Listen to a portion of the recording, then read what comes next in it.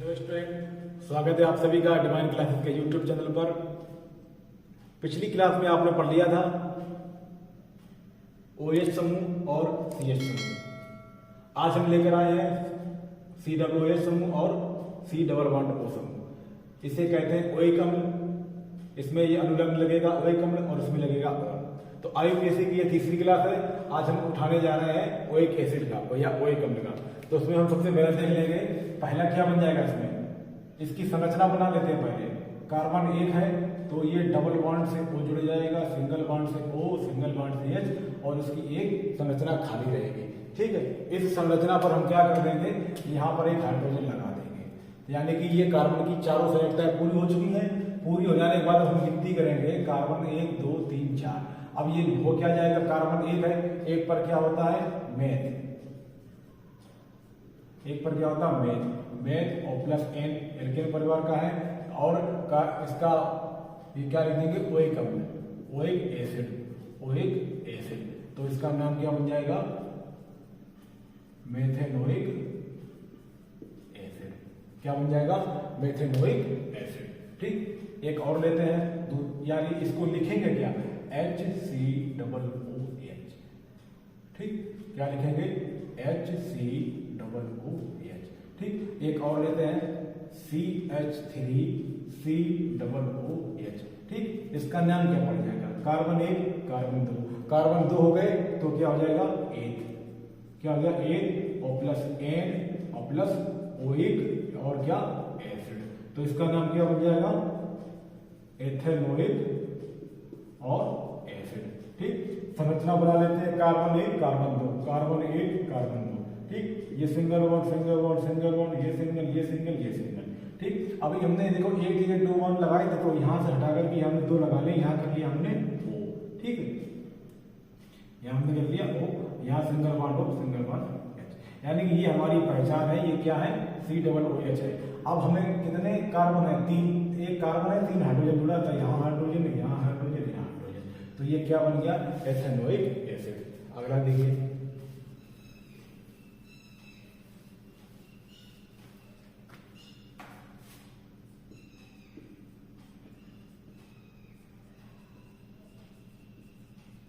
ठीक, इसका नाम क्या पड़ जाएगा, इसका नाम पड़ जाएगा देखिए कार्बन 1 2 3 4। जब कार्बन 4 है तो 4 पर क्या होता है ब्यूट और एल्केन N और प्लस। अब ओइक एसिड हमको हर बार ये लिखना है, हमको बस ये पहचानना है कि हमें इतनी चीज मिल जाए तो वो क्या हो जाएगी ओइक एसिड। इसका पूरा नाम क्या बन जाएगा, पूरा नाम बन जाएगा ब्यूटेनोइक एसिड, ब्यूटेनोइक एसिड। संरचना बना लेते हैं 1 2 3 4, क्योंकि ये एक कार्बन पहले से ही लेकर चलता है तो कार्बन कितने ले लिया हमने 4, इनके बीच में सिंगल बॉन्ड लगा लिया। ठीक है, अब इसकी संरचना मैं पहले ही बता चुका हूं, ये डबल बॉन्ड O और सिंगल बॉन्ड H। ठीक, अब इधर 2 से जुड़ेगा, ये 2 से जुड़ेगा और ये जुड़ जाएगा 3 से। तो जितनी भी संयुक्ताएं खाली हैं वहां पर हम क्या लगा देंगे हाइड्रोजन।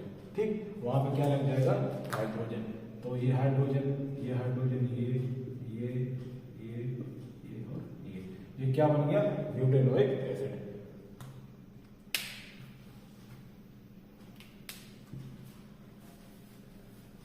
ठीक, तो हमने ब्यूटेनोइक एसिड पढ़ लिया। ठीक, अब हम क्या पढ़ेंगे कीटोन।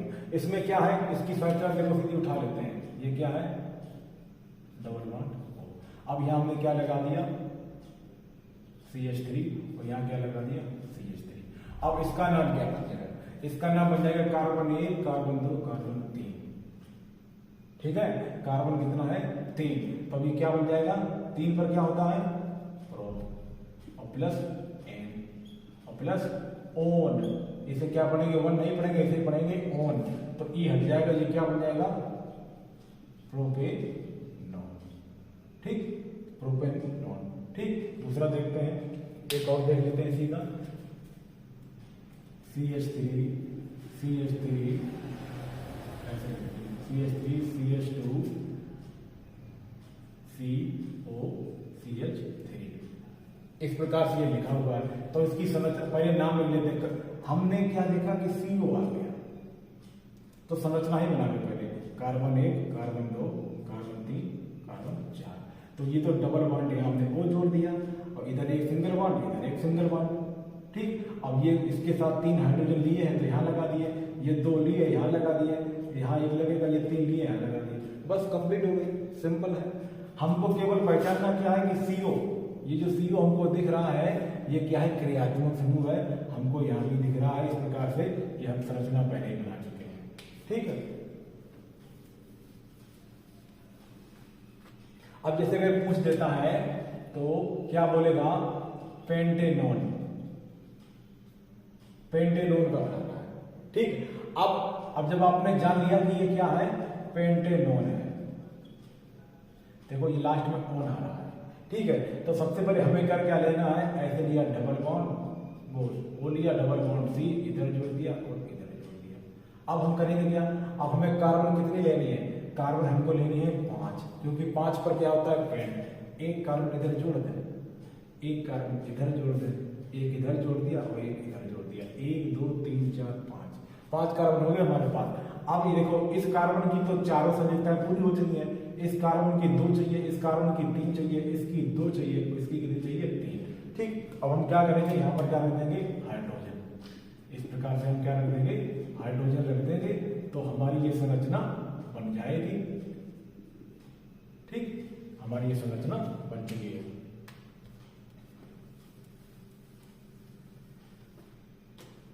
अब ये कहते हैं 2 ब्यूटेनॉन। ठीक, क्या कह देगा, 2 ब्यूटेनॉन। तो कार्बन कितने होने चाहिए, कार्बन होने चाहिए 4, तो 1 कार्बन, 2 कार्बन, 3 कार्बन और 4 कार्बन। अब हम क्या करेंगे, 1 2 3 4 ऐसे तो लिख सकते हैं, ये पहला, ये दूसरा, छोटा लिखते हैं शायद, 1 ये 2 ये 3 और ये 4 कार्बन है। अब उसने कहा 2 ब्यूटेनॉन, यानी कि जो हमारा डबल बॉन्ड O कहाँ लगेगा, दूसरे नंबर पर। अब ये कितने से जुड़ेगा, 3 से, इसकी तो 4 पूरी हुई, ये कितने जुड़ेगा, 2 से, और ये कितने जुड़ेगा, 3 से, बन गया ब्यूटेनॉन का। सिंपल है।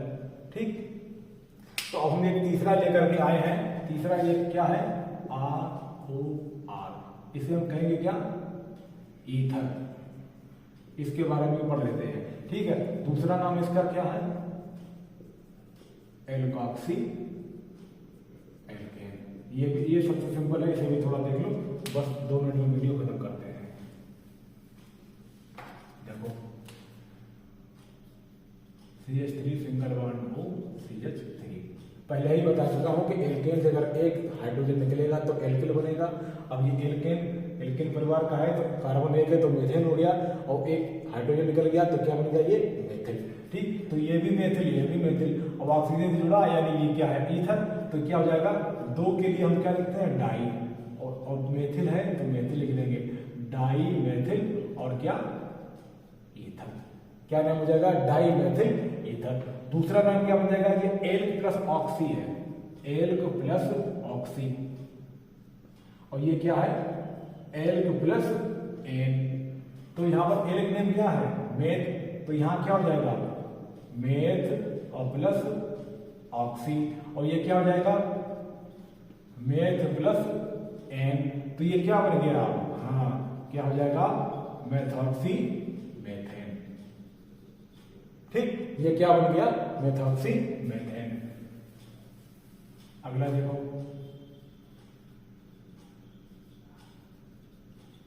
ठीक, इसका क्या बनेगा, कार्बन 2 तो 1, और पहला क्या है, एल्कॉक्सी, तो ये क्या बन जाएगा, एथॉक्सी, और ये क्या बन जाएगा, एथेन।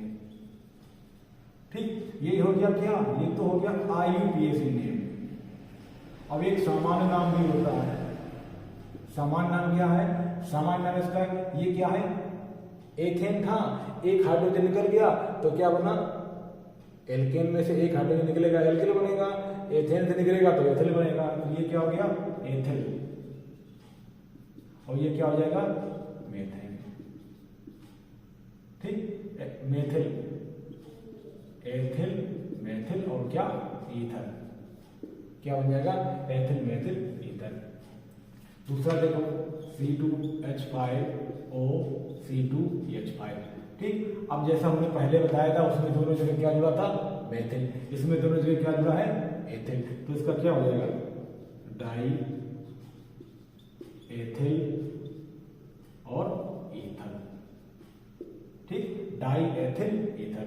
और दूसरा नाम क्या हो जाएगा, ये क्या हो जाएगा, एथॉक्सी, एथॉक्सी और एथेन, ठीक। तो संभवतः आपको ये चीजें समझ में आई होगी। कल मैं एक बड़ी क्लास लेकर आऊंगा जिसमें पिछले वर्ष जितने भी IUPAC नाम पूछे गए, उनकी संरचनाएं पूछी गई हैं, वो सारे प्रश्न आपके सामने उपस्थित होंगे और थोड़ा कुछ मैं समय भी दूंगा ताकि उनको आप हल करें। कम से कम 10 सेकंड का आपको समय दूंगा और 10 सेकंड के बाद मैं खुद ही बताऊंगा।